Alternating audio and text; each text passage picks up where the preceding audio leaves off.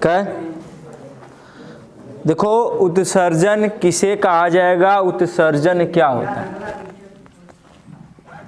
ठीक है पीछे बच्चों। और यह बहुत इम्पोर्टेंट चैप्टर है और हमारे लिए ज़रूरी भी है। कुछ बातें इसमें खास है, कुछ बातें हमको अध्ययन करने में अच्छा लगता है और कुछ प्रश्न यहाँ से बोर्ड से बनते हैं। सबसे पहला प्रश्न होगा उत्सर्जन किसे कहते हैं, उत्सर्जन के कितने अंग होते हैं, वर्णन करो, लिखो। तो सबसे पहले हम लोग जानेंगे उत्सर्जन किसे कहते हैं। जैसे हमारे शरीर में बहुत सारे बेकार प्रोडक्ट पड़े हैं, खराब पदार्थ, इन खराब पदार्थों को निकालने की जो क्रिया होती है उन्हीं क्रिया को क्या कहा जाएगा, उत्सर्जन। जैसे हमारे शरीर में जितने भी खराब पदार्थ इसमें हैं, अड़से हैं, भरे हुए हैं, उनको निकालने वाली जो क्रिया होगी उस क्रिया को क्या कहा जाएगा, उत्सर्जन। और जो अंग निकालता है उस अंग को कहा जाएगा उत्सर्जन अंग। क्या कहा जाएगा, उत्सर्जन अंग। तो इस बात को ध्यान रखना है। और एक बात और कहते हैं हम लोग, जो उत्सर्जन है, उत्सर्जन में बेकार पदार्थ है यानी अपशिष्ट पदार्थ। क्या बोलोगे, अपशिष्ट पदार्थ, ठीक है, बेकार वाला, एकदम खराब वाला। अपशिष्ट पदार्थ को शरीर से बाहर निकालने की क्रिया को क्या कहा जाएगा, उत्सर्जन।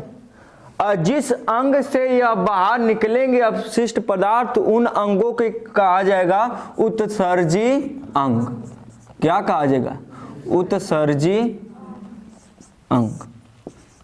ठीक, सही लिखा होना, उत्सर्जी अंग। अब उत्सर्जी अंग कौन कौन से होते हैं, देखो।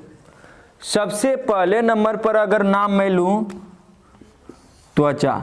कौन सा, त्वचा, सब लोग जानते हो।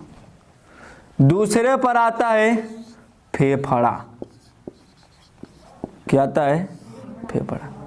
तीसरा होता है हमारा बड़ी आंत। क्या होगा, बड़ी आंत। चौथा होगा हमारा लीवर। लीवर हिंदी में क्या बोलेंगे, यकृत। और लास्ट अंतिम किडनी। किडनी नहीं, किडनी, और हिंदी में बोला जाएगा इसको ब्रिक या गुर्दा भी बोलते हैं। क्या बोलते हैं, उर्दू भाषा में इसे गुर्दा कहते हैं। तो मुख्य रूप से हमारे कितने उत्सर्जी अंग होंगे, 5। त्वचा होता है, फेफड़ा होता है, बड़ी आंत, बड़ी आंत है, यकृत होती है, और ब्रिक यानी गुर्दा होता है। इस बात को ध्यान रखना। तो उत्सर्जन किसे कहा जाएगा, उत्सर्जन यानी हमारे शरीर में से अपशिष्ट पदार्थ को निकालने की क्रिया को क्या कहा जाएगा भैया, उत्सर्जन। उत्सर्जन यानी जिन अंगों द्वारा इन अपशिष्ट पदार्थ को निकाला जाएगा उन अंगों को क्या कहा जाएगा, उत्सर्जन। और उत्सर्जी अंग कितने होते हैं हमारे शरीर में, त्वचा, फेफड़ा, बड़ी आंत, यकृत और वृक्क। अब ध्यान दो, देखो त्वचा से क्या क्या निकलता है, क्या क्या फेंकता है, पसीना। सब लोग जान, ये तो आम बात है, पसीना। सीबम, सीबम, नमक, नमक। अब कुछ लोग कहेंगे सीबम का होता है। देखो नाक पे उजर उजर निकलता है, दाबते हो, जब नाक को दाबते हैं हम, इसमें सफ़ेद सफ़ेद निकलते हैं, उसे कहा जाता है सीबम। सभी के अंदर होता है, यहाँ दाब के देखो, हल्का हल्का नाक पर से निकलते हैं, उसे कहा जाता है सीबम। नमक यानी नमक किस में होता है, हमारे पसीने में होता है नमक। इसको अच्छी तरह से जानना है तो गर्मी के दिनों में काले कपड़े पहन के देखो और तुम्हारे काले कपड़े सफ़ेद सफ़ेद लग जाते हैं, तो नमक होते हैं। पसीना देख ही रहे हो, जानते हो, सब लोग देखते हैं। अब फेफड़ा, फेफड़ा का फेंकता है। सबसे पहली बात, फेफड़ा फेंकेगा किसको, CO2 जो निकलता है। अब फेफड़ा ऑक्सीजन को लेता है, लेकिन यह खराब है, इसको फेफड़ा निकाल कर फेंक देगा। दूसरा वाष्प, वाष्प यानी भाप जिसे कहते हो।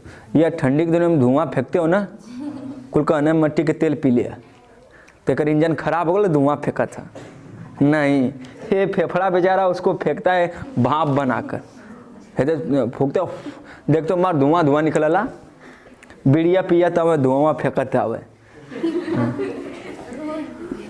बलगम, और यह सबसे फेफड़ा का मेन रीजन है, बलगम होता है। बलगम का होता है, आपको कहेंगे तो बताएंगे तुम सब बेकार लगे।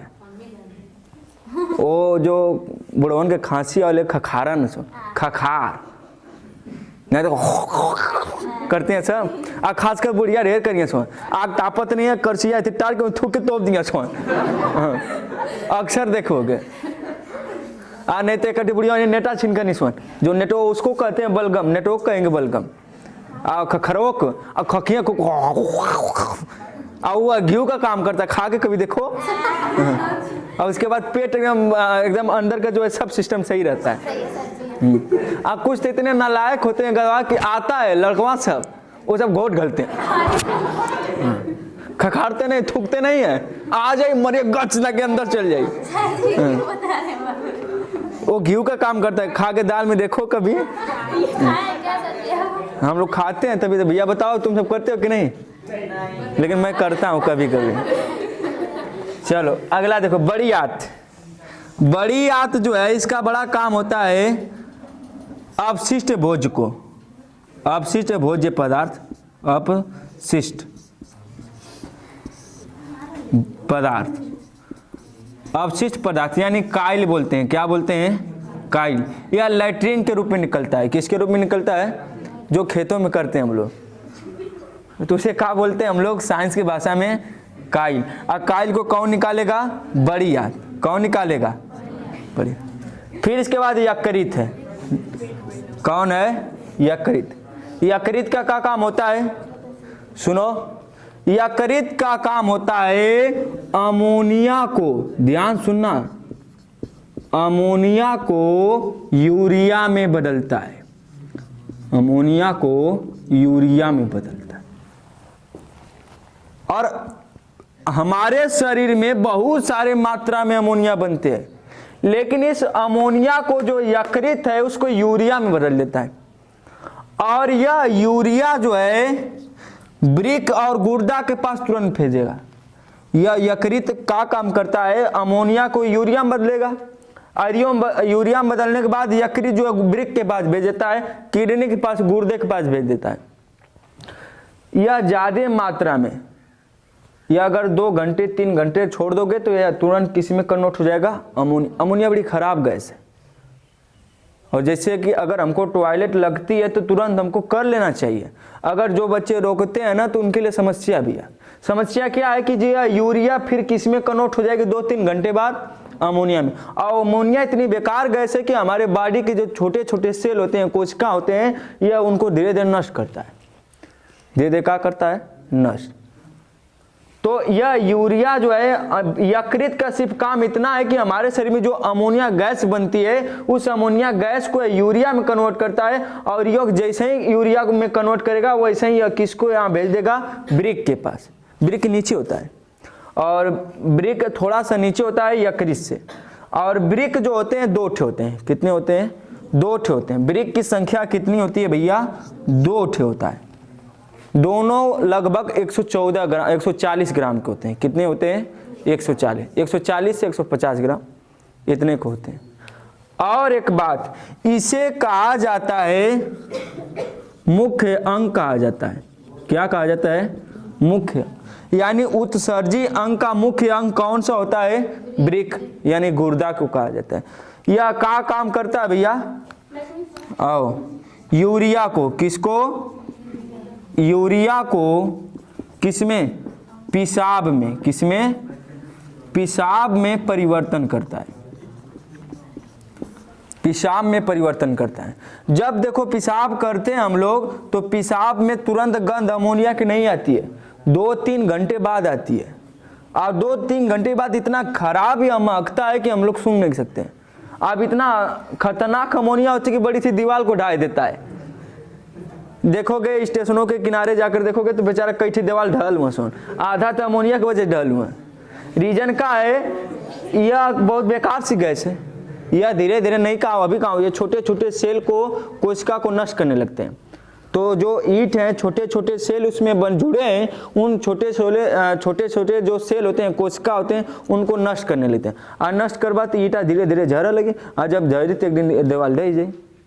इसी प्रकार से अगर यह जो है मात्र 2 ही घंटे की बात कर रहा हूँ, अधिक से अधिक 2 घंटे, अब कुछ बेचारे सोना वो कि रोक के 4-4 घंटा वाले फिल्म देख लेना सोन, छोटे थे तो ये काम करते थे तुम सब, चला ना अब बना बाद में कर, बाद में तले सलमान खान मारा था, तले मारा में तले यूरिया अमोनियम कन्वर्ट हो जाती है, और जब अमोनियम कन्वर्ट हो जाती है तो फिर वही घूमेगी शरीर में, फिर बेचारा यकृत का लगा थे भुला गया, फिर अमोनिया को इकट्ठा करके फिर से किस में बनाएगा, यूरिया में, और यूरिया बनाकर तुरंत ब्रिक के पास भेजेगा, ब्रिक तुरंत तो इसको किस में कन्वर्ट करेगा, पेशाब, आइए पेशाब धीरे से कन्वर्ट हो जाएगा, धीरे से क्या हो जाता है, बाहर निकल जाता है। और इसे मुख्य अंग भी कहते हैं, ब्रिक को जो है उत्सर्जी अंग का मुख्य अंग कहलाता है। तो कभी कभी प्रश्न पूछता है कि उत्सर्जन किसे कहते हैं, उत्सर्जी अंग कौन कौन से है वर्णन करो, बता सकते हो उत्सर्जन किसे कहा जाएगा, यानी जब अपशिष्ट पदार्थ को हमारे शरीर से बाहर निकालने की क्रिया को क्या कहा जाएगा, जिन अंगों द्वारा निकालते हैं कौन कौन है, त्वचा, त्वचा किसको किसको निकालता है, फेफड़ा किसको किसको, बड़ियात, यकृत, और ब्रिक यूरिया को पेशाब में परिवर्तित कर देता है। क्लियर बात। अब हमको इसी में से सिर्फ एक ही अंग को पढ़ना है, और वह अंग कौन सा है भैया, ब्रिक, गुर्दा। और इसको पढ़ने के बाद हम लोग जो है उत्सर्जन को भी नमो नमामि कर देंगे, और यहाँ से जब प्रक्रम हमारा पूरी तरह से नष्ट हो जाएगा। बच जाएगा एक चैप्टर अनुवांशिकता, अनुवांशिकता को कल खत्म कर देंगे, तो पूरी तरह से हमारे जीव विज्ञान क्या हो जाएगा, खत्म। तो इसको नोट करना चाहते हो तो सबसे पहले लिखो उत्सर्जन, हेडिंग डालो, लिखो